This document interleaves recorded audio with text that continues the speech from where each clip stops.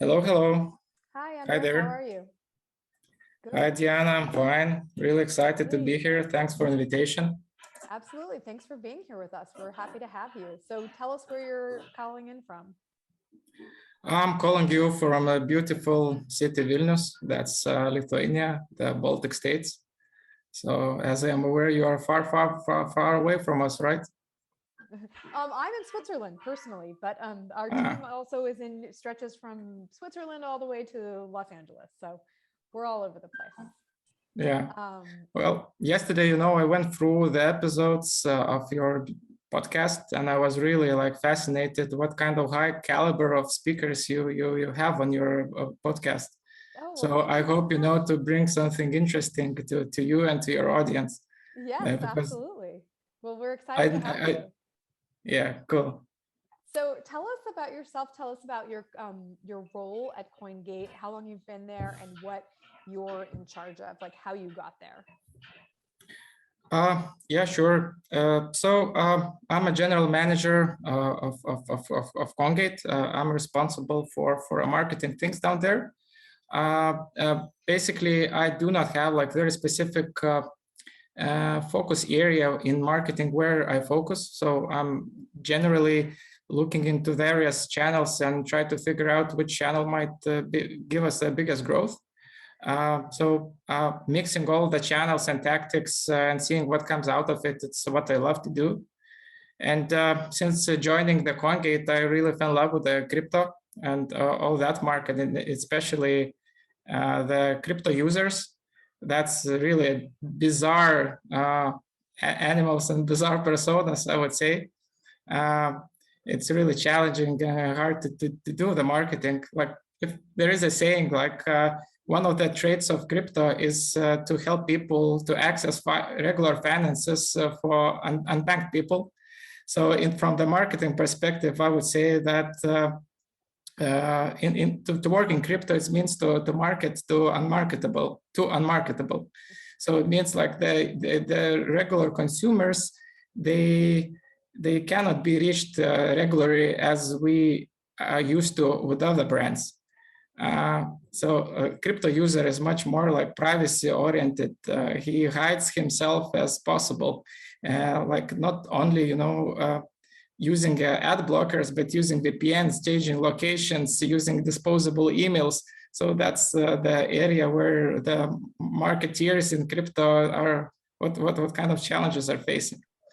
So Wow. these things, yeah, fascinated me. I joined the CoinGate, and what I love about the CoinGate that it's a mission-driven company.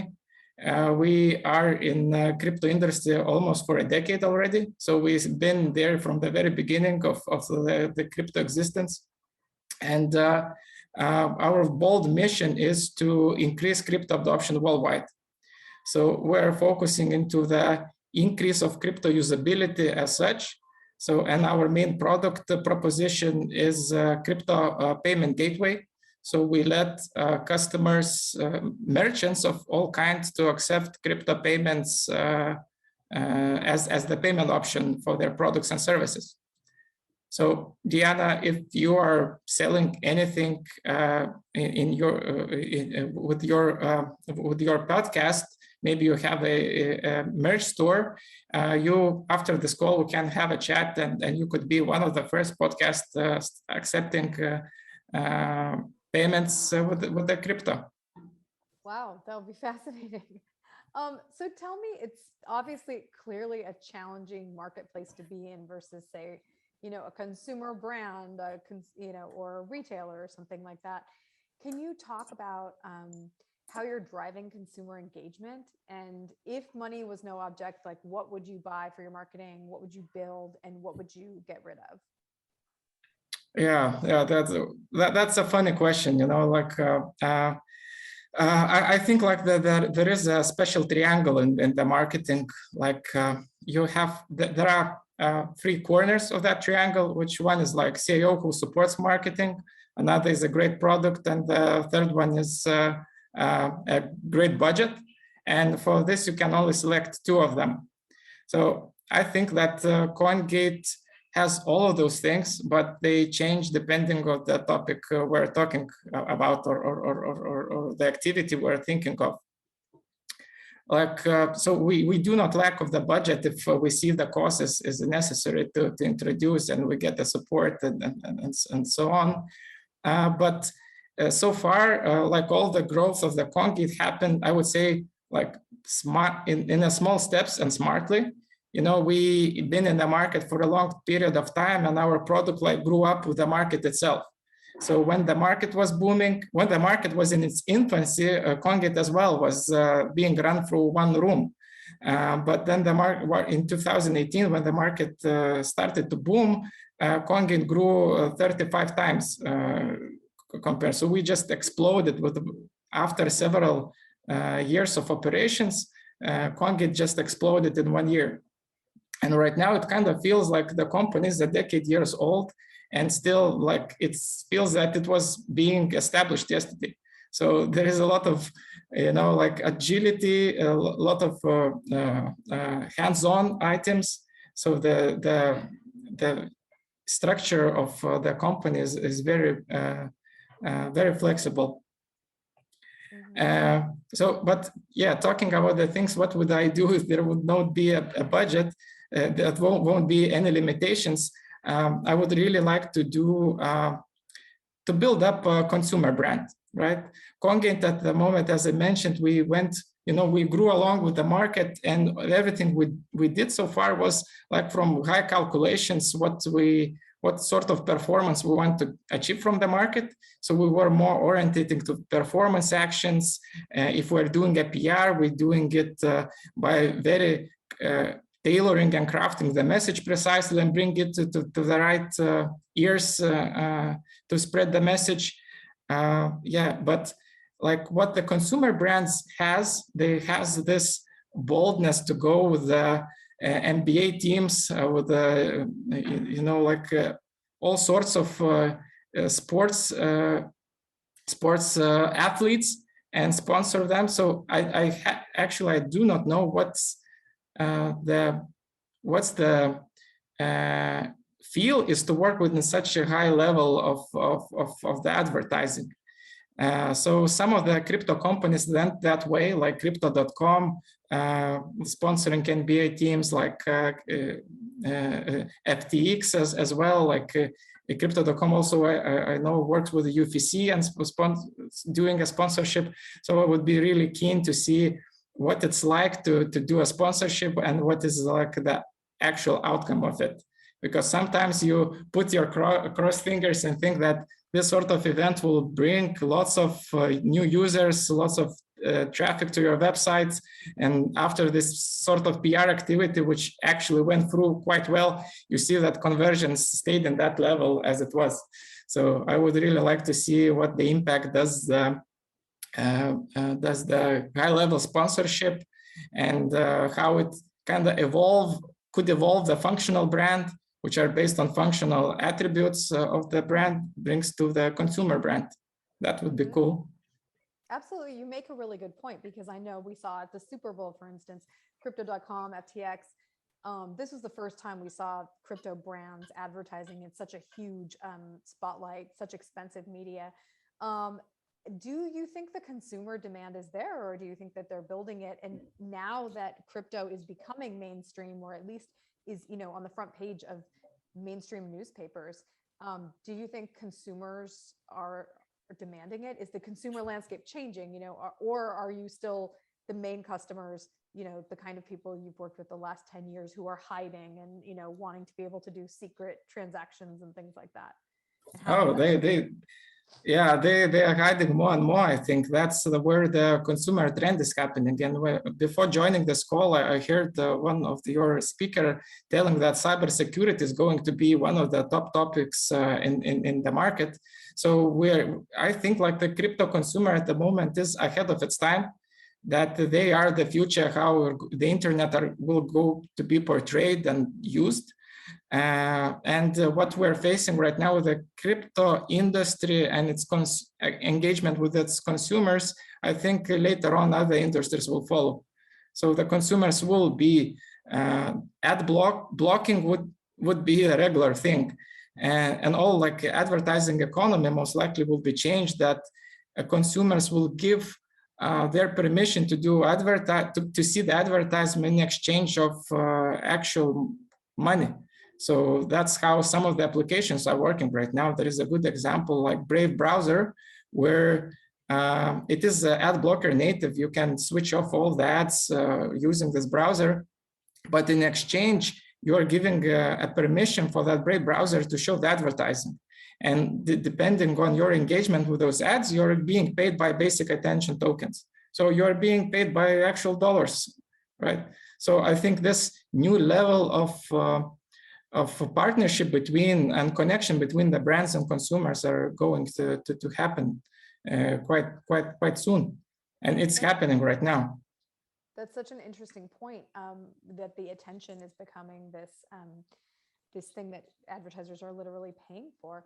How, in this way, in this new era, as you see it, what does consumer engagement look like? Is it offering a value exchange?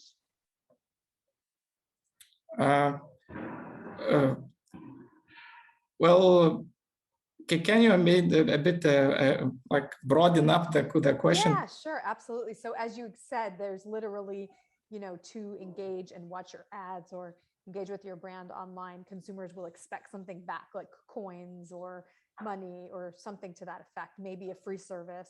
Do you think that this will be happening more and more as brands look to, engage consumers? What will consumer engagement look like when this is the scenario? It's hard to portray, but I think the marketing overall will become, and it is becoming more fractal. Like the customer journey, which was like several years ago, was quite linear and could be traced back to the every step of what the consumer was doing, online, offline. You can track every click on the website, look through their sessions, and so on, see the heat maps. So the capabilities were limitless. So right now where we are moving, that this customer journey is getting some black boxes and some areas where you cannot see, and it's depending on the consumer to decide whether he wants to show this this area or not. So I think this, which I mentioned, like paying for customer engagement on is going to be a thing to reveal those black boxes and see what's happening in that area. So it's more like personal one-to-one connection with a brand, and yeah. So that's the way how I may see it happening. That's interesting. Going back to crypto, as it becomes more mainstream, how are you differentiating your brand at CoinGate? Obviously, you've been around for 10 years. How are you differentiating yourself in the marketplace when all these new crypto brands are coming to consumers? Many consumers are not familiar with these brands. So what does your marketing look like to stand out to new consumers? Yeah, like, like the cryptocurrency going mainstream is a good thing. That's the thing we are working on, and other companies doing their thing to increase that. It's just makes us happy because that's our main mission of the company. And is that if the market is growing, our company also is growing together with it. And for a long period of time for a CoinGate, I believe, and overall, like for a crypto market, differentiating was not being based on the functions the company was providing. So it's more like functional attributes of the brand, which was more important, because the like early market and like innovators and the early users of the blockchain was mathematicians and geeks. So they could do their own homework in order to understand some aspects of the product, and they were against the brand's engagement with the customers, because as I mentioned, the ad blockers, they're hiding themselves, etc., because they don't want for brands to contact with them, right? So this functional feature was an asset that the brands were very strictly just saying what they actually are, what can they do with those products. But at the moment, I think the market also shifting, and we're getting into the position where new customer audiences are coming to the crypto market, which are more educated. They gathered the experience from before, and there are plenty of educational content across the board what they can do with the brand. So sometimes you just need to think how to scale up your product in order to meet the customer needs. And another part is which comes people who does not know much about it, but they are driven by this FOMO factor, and they just want to get into the crypto and do something with that. So I would say our situation is yet we are still in that functional level of the messaging, and we are moving slowly towards making this consumer brand more appealing. So, and from the product point of side, it's not only about brand as such, but also we're seeing that as we've been for ages in that market, consumer base grew, and our brand name awareness increased quite a lot. We're quite well-known crypto company in the world and in crypto market. So we just see that we need to target new audiences of customers, right? So we were basically previously focusing on B2B products. Right now, we see that we are in need of B2C product stream because those customers find us anyway. So like looking from the channel, from our user segments, we have much higher traffic from B2C customers from B2B, but our whole business and revenue comes from B2B. So B2C is just in infant stage right now, and this is where we're heading. And when we will expand and nurture our B2C products, I think we're going to be ready for a higher advertising campaigns and sponsorship to be more closer to consumer. Mm-hmm. And you mentioned that many of your consumers, at least so far, maybe some of the B2B, are looking for education historically, or maybe doing their own research, perhaps in places like Reddit or every other places on the internet. I'm curious what channels you think are important to the brand to help develop this consumer side. Is it content marketing? Is it, search? What does that look like to you? Which channels? Mm-hmm. Well, these times when the consumers are so lazy, it's really hard to get without Google search. Like search engine optimization, I think importance of it's in its highest, and it will be even more in the future. People are lazy to do their research, and overall, I just remember looking from my file organizing in my computer. Like several years ago, all my folders were well organized. I was putting according some categories, lots of folders and so on. Right now, it's just a mess. Every time I went to find a document, I using a search bar. And what I talked with my colleagues around, they're doing all the same, it's just a trend that we as people and consumer as well followed. They just got lazy, and SEO is really a big thing to do. Like it's more than a half of the business. So somewhere anyway, like a search engine in the all funnel of the purchase happens. It's either it's an awareness chase or consideration, or it's at the very last step of the purchase. So yeah, like SEO channel for us is huge importance, and we're putting a lot of effort. That's why we had the biggest successes over there. And I would also like give a prop to PR. It really helps out to build the reputation and especially in crypto market, reputation is like very important because there are a lot of scamming, like the industry is yet evolving. There is big dynamic. It's sometimes it's hard to chew this topic. You need to do a research in order to get onboarded. And there are some bad people who tries to use this into their advantage. So reputation is important, and that is being done through PR, doing some campaigns, being mentioned in some reputable sources. So that helps us as well. So that's the channel you cannot miss. Maybe it does not bring conversions, but overall, it's a way towards the success. Sure, absolutely. I know PR is very big for building brand awareness, and for an industry that is still so young and growing, obviously brand awareness is probably huge. Can you share any examples of successful campaigns or strategies or tactics that you've used over the last year that helped engage consumers? Well, yeah, what would you notice, like, as you may understand from my beginning of the talk, I'm kind of giving props to organic traffic.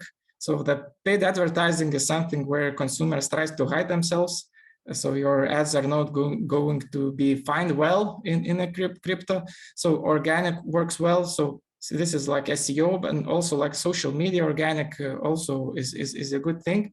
So what we kind of figure out, not figure out, but something which works for us is looking into the crypto market as different nest of communities. So every token, when the consumer jumps into the crypto, basically he has various, needs why he is doing that, but usually he follows one or another crypto token, and he browses the information, what's going on about it. He subscribes for newsletters and so on, follows the specific people who are talking about that specific token information. So that's the essence for us to spread our messaging is through social media. So you want to track the specific spokespeople in social media who is speaking on that or another, so kind of influential people who spoke on some of the crypto tokens, and try to engage with them. Think of the message which would bring their attention, and they would spread it. So, and when this message is being spread, you would see that there is just momentum builds up, and this message just goes through from social media to articles to media sources, and that's how you're getting. Mm-hmm. Also, like from CIO perspective, as I said, we're quite strong down there. We did quite some bets in the history. So one of them was like, we have huge websites, lots of information, lots of various products. So as I mentioned, we have a B2B product line, which is the big product out of us, but also we're building B2C products. And for B2C products, we have a lot of pages, and we just saw that Google bot takes a lot of time to crawl our web pages. So, and the crawl budget is very limited. So we use the Pareto principle, 80% to 20%. So we just took those pages which are the most important to us and that brings the biggest value, and we let them be indexed. And the rest 80% of pages, we hide it from the Google crawl budget. So what it happened, it means that Google spent a bit of more, Google bot spent more time on the things which really matter. And he really had time to collect all necessary information. And actually after that bet, we saw like quite significant growth in SEO traffic. That was something Very good. Interesting. Yeah, absolutely. This combination of influencer, PR, search. Have there been any shifts in consumer behavior over the past year that have forced you to modify or change your business goals? And how, if so, like how are you measuring the success? Well, yeah, we are doing. We are in the same boat as the rest of the marketers. So there is a technology shift, and specifically with some of the big advertising media channels, which like we're going towards giving more privacy in the hands of the consumer.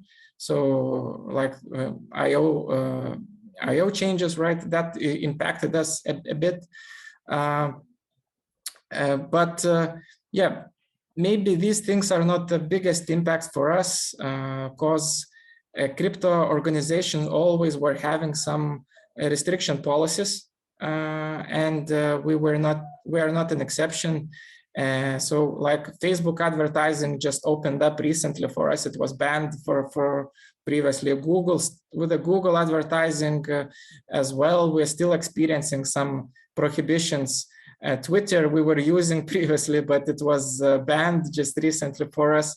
So like crypto market through big organization is being treated not yet in the same level as other industries. So we have not only tried to work better to optimize our messaging, conversions, but also we need to fight those giant advertising companies in order to hack them, to treat them, to trick them that our advertisements would run down there. So this is just one of the example. And another is like consumers move as well of their behavior. And as I mentioned before, that they just happens to be hard to find because they hide themselves. So it is that we try to measure everything by the end of the conversion. I mean, some of the channels simply does not work. I don't know, like email marketing. Previously, everything was very convenient to see, like open rates, click rates, and etc. You can see everything. And at one point of the time, you don't see open rates, which was like one of the major distinguisher whether your content was really good. Right now, we're ending up just by the click rates. So we're shifting towards more to the final conversion stage. So like awareness level is just blind, getting more blind, and the last conversion click is what actually matters the most. Very interesting. Switching gears here a bit, CoinGate recently helped fund Ukraine using a special fundraising of cryptocurrency. Can you tell us about these efforts and how you are engaging consumers with the company and to engage in the cause?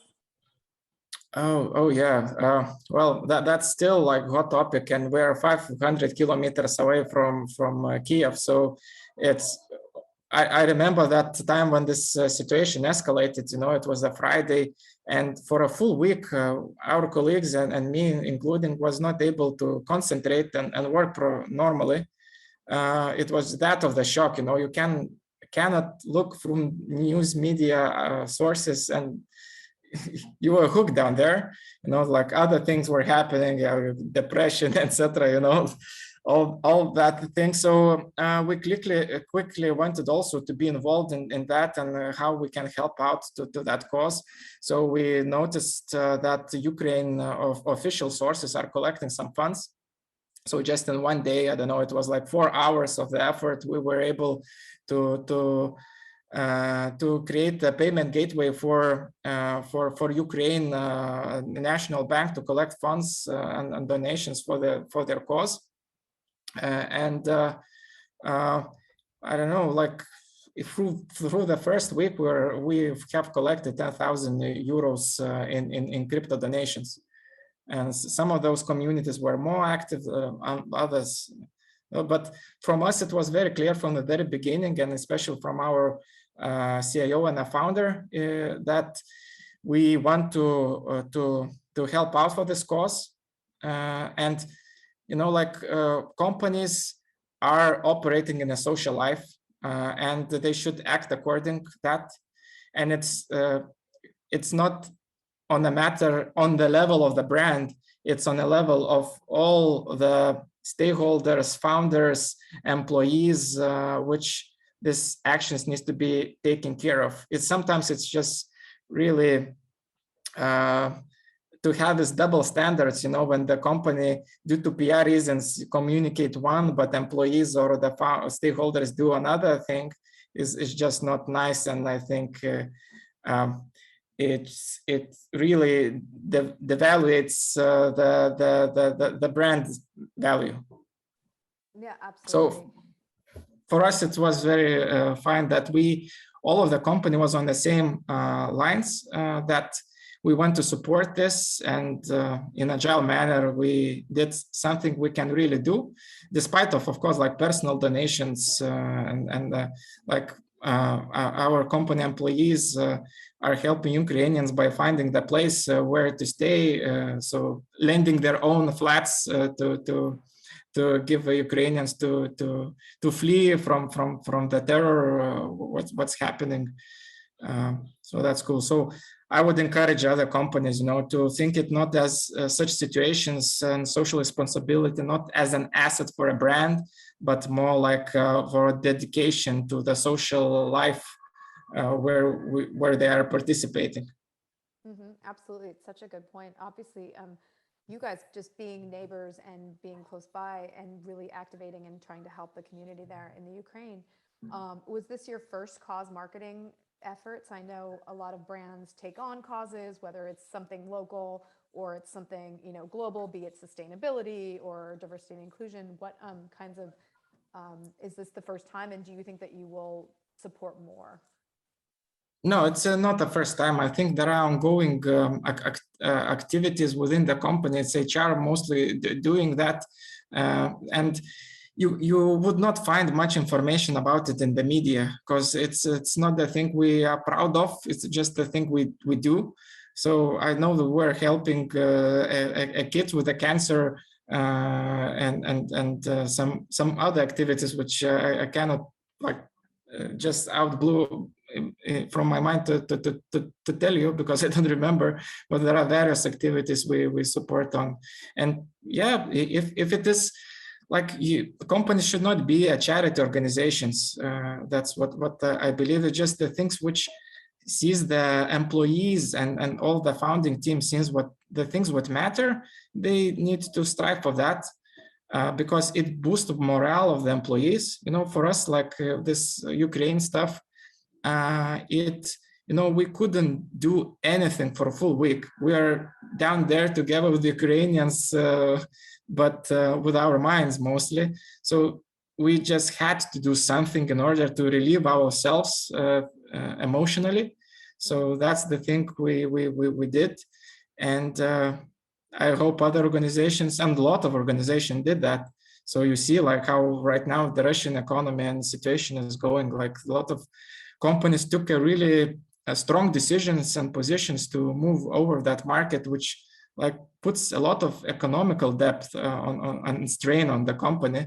But I really have that it happened because some people lays lives of theirs, and somebody just get a monetary problem. So I think life is much more matter than a buck. Absolutely.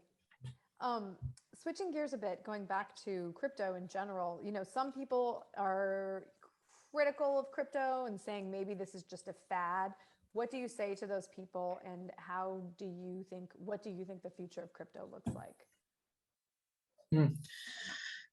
It's hard to tell that it's fad. At the current stage of evolution, after more than 10 years in existence, like official of various countries are talking about it. So, and they're talking about regulation.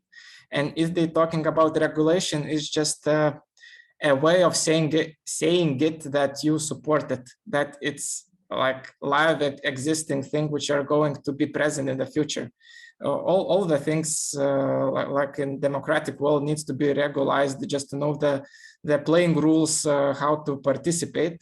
So the regulations are happening. The crypto market is getting more and more stable.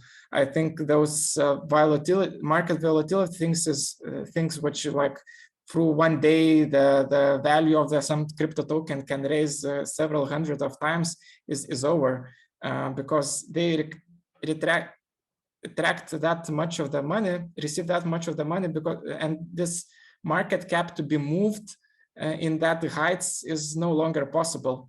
So I think the market is maturing, and it's like it's going to stay here for a very long time. And there are more and more industries which yet haven't been touched by the blockchain technology, and they are going to be done. And overall, it's just crypto technology brought us some sort of movement, like it's not only about technology, but it's also about managerial level, that more and more organizations are thinking about decentralization, about the privacy of the customers, and giving the torch of decision into their hands. So these are the things where we're heading. And it's not fun, and it's not going to fizzle out. It's just going to be maturing and spreading through other industries. Mm-hmm. Absolutely. As you mentioned, even with David from HP in the last session, who was talking about the importance of cybersecurity. Obviously, blockchain has huge potential for supporting, cybersecurity, which is obviously becoming a more important topic. Agreed. Yeah. Yeah. Can you tell me what you are most excited about within the crypto industry, and something you are looking forward to as it evolves over the next year? I don't know. I really like that approach, that something is complicated. Previously, I was working in a tobacco industry, so it gets me some of the relevancy of blockchain in a tobacco industry, that you have like limited tool set what you can do. And you really need to find that angle, how to do marketing and business in order to be successful. So crypto industry is also like super regulated, like consumers are hard to reach, but also there is huge hype on that. So these things combined, they put like huge rewarding things to work here. And I like that saying, that once crypto for life, because it kind of feels that you're on a surfboard floating, because growth is limitless, and you just need to figure out the way how to do it. And if it's the beginning of the market, yet we are just in a early market stage at the moment. So cannot believe how the numbers will look of our company when we will reach that early majority or a late majority. Mm-hmm. What advice would you give to someone who's never used crypto before, and they're new and don't really know, like your grandmother, okay, I want to get into crypto. What would you say? As at the beginning, just check some of the YouTube videos, and especially like educational YouTube videos. Don't follow those people who gives you like financial advices. Like there are many things what you can do with crypto without staking a lot of money. It's not only about gaining some monetary value out of it. You could play games. That's something interesting, Sim, and to play the games in a manner which you never done it before, right? So like, for example, we are used to get the finance and all the investment things, going to the bank and maybe putting consulting with some financial advisor where to put what of the portfolio to put your money to what kind of stocks. And then crypto, and in the future, investing would be in sort of the game scenario, where you log into the game platform, you do mission down there where you stake your tokens, you put your beans into the bowl, and your beans grow, and those beans makes more beans, and it's like your actual money and returns of your investments. So I think the future world and future market will be just more interesting, more playful, will be less suits in the office, so be more so to say friendly and casual. So everything goes to that direction, that the consumer can do itself and engage in the boring things more interestingly. Mm-hmm. That's a really interesting point. I look forward to watching the space. Mm-hmm. Excellent. Well, thank you so much for being here with us. It was fascinating talking to you, and really looking forward to seeing where CoinGate goes over the next couple of years, and hope to have you back again. Okay. Like, thank you for having me in this call. I really enjoyed it. Absolutely. It was really fun to talk. Thank you, Andrius. Okay. Yeah, Dianna. Okay. See you. Bye. See you. Bye.